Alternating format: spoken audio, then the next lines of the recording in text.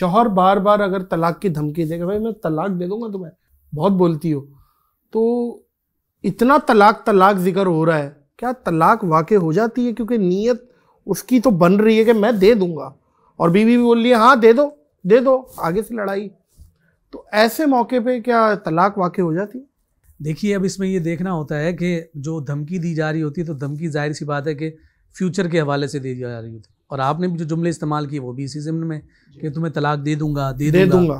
तो फ्यूचर के जो वर्ड्स हैं, फ्यूचर्स की जो सेंटेंसेस हैं, उसके साथ तलाक वाकई नहीं होगी, भले वो दिन में जो है ना पूरी तस्बीह पढ़ता हो, अच्छा तलाक दे दूंगा, तलाक दे दूंगा, तलाक दे दूंगा, नहीं होगी तलाक, नहीं होगी। लेकिन ये है कि अगर वो माजी के सीगे के साथ या हाल के सीगे के साथ, पास्ट या प्रेजेंट के सीगे के साथ, यानी मैं तुम्हें तलाक देता हूं या मैंने तुम्हें तलाक दी, तो इसके जरिए से तलाक वाकई हो जाएगी, चाहे उसने गुस्से में दी हो, चाहे उसने मजाक में दी हो, चाहे फोन पे दी हो, तलाक उससे वाकई हो जाएगी। और एक बात और भी, जैसे निकाह के लिए 2 गवाहों की हाजत और जरूरत होती है, तलाक के लिए गवाहों की भी हाजत और जरूरत नहीं है। उसने तलाक के अल्फाज कायम कर लिए तो अब उसके बाद वो तलाक का हुक्म उस पर नाफिज हो जाएगा।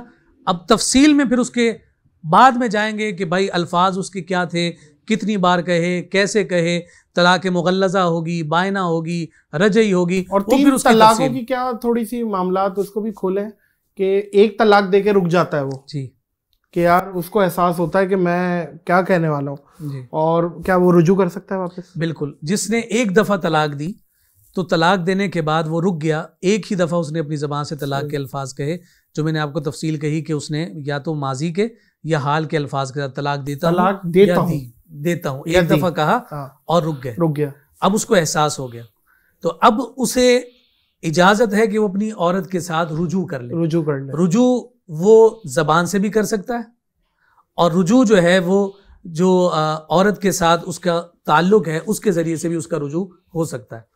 लेकिन अब ये जो रुजू होगा, 3 का जो उसको इख्तियार हासिल था, 1 इख्तियार वो इस्तेमाल कर चुका, अब 2 रह गए, अब उसके पास 2 रह गए। अब अगर कभी भी जाकर वो 3 की बजाय 2 दफ़ा एक साथ कह देता है तो उसके निकाह से वो खातून निकल जाएगी। ये बात अच्छा। और अगर एक की जगह 2 दफ़ा बोला और रिश्तेदारों ने रोक दिया, मुंह पे हाथ रख दिया, नहीं बस, तो उस पर भी रिजू? जी बिल्कुल। अब उसके बाद फिर उसके पास एक ही का इख्तियार रह जाएगा। जब कभी अब जिंदगी में अगर कोई उसकी ज़बान से कलमा निकला तो वो खातून उसके निकाह से निकल जाए।